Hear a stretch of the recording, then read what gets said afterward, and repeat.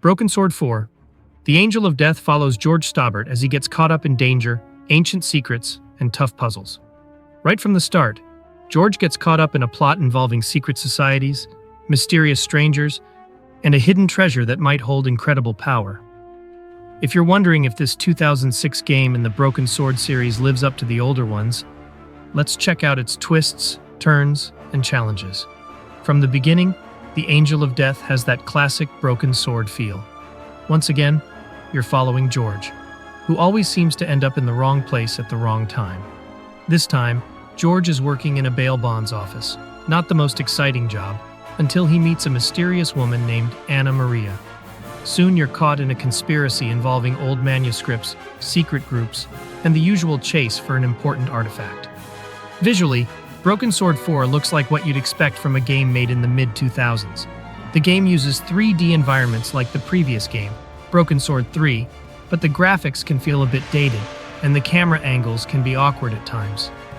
The animations and character models can be a bit clunky, and sometimes just trying to move around or getting a good camera angle is harder than solving the actual puzzles.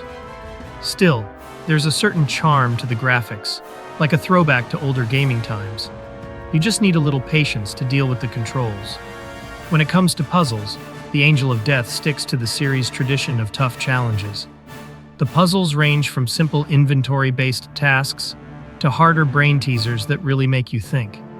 Some are clever and feel rewarding when you solve them, but others can be frustrating, especially when the controls don't cooperate. It's a mixed experience. When the puzzles work well, they're great, but when they don't, you might find yourself getting annoyed trying to figure out what the game wants you to do.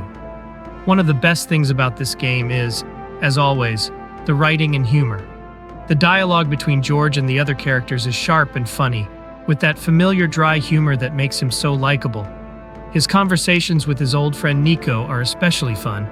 There's a lot of good back and forth that will make longtime fans smile. Anna Maria, the new character, adds some mystery that keeps you interested in the story. The character interactions are where the game really shines, even if the story gets a bit complicated at times. One of the weaker parts of Broken Sword 4 is how the gameplay feels.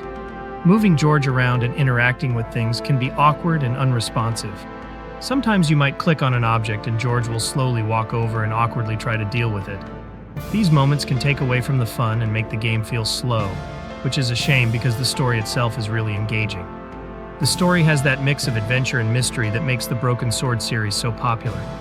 This game is all about ancient conspiracies, and it does a good job of keeping things suspenseful and dramatic. From exploring old catacombs to solving ancient clues, there's always something exciting happening, even if the puzzles get overwhelming at times.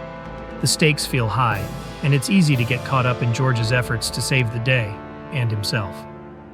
The Angel of Death also adds some new features to keep things interesting. There are more cooperative puzzles where George and Anna Maria must combine their skills to overcome obstacles, such as moving heavy objects or activating switches simultaneously. It's a cool idea that adds some variety, but it doesn't always work smoothly. The AI can be unpredictable, and sometimes the cooperative parts feel a bit forced. Still, it's a nice try at adding something new to the usual gameplay. Another highlight is the soundtrack. The music does a great job of setting the mood, with big orchestral pieces during dramatic scenes and quieter, mysterious tracks when you're exploring. The soundtrack really adds to the overall experience, helping keep that adventurous feel even during the slower parts of the game.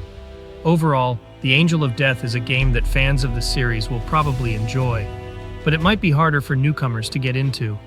The charm of George Stobbart's adventures is still here, the humor, the mystery, and the puzzles. However, the awkward controls and some overly complicated puzzles might turn off players who aren't already fans.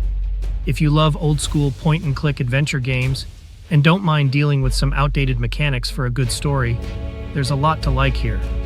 But if you're looking for a more modern, polished experience, this might feel too clunky to fully enjoy. For those who enjoy diving into an old-school mystery with humor and danger, Broken Sword 4. The Angel of Death has some great moments. It may not be perfect, but it's definitely worth playing if you're a fan of George Stobbart's adventures. All things considered, I'd rate Broken Sword 4. The Angel of Death a 6 out of 10. It's charming, it's funny, and it has all the elements of a good Broken Sword story. but the clunky controls and occasional frustrating puzzles keep it from being a truly great game in the series. If you like this review, don't forget to hit that like button and subscribe for more classic adventure game content. Let me know in the comments what you think of Broken Sword 4, or if there's another game you want me to review. Thanks for watching, and see you in the next video.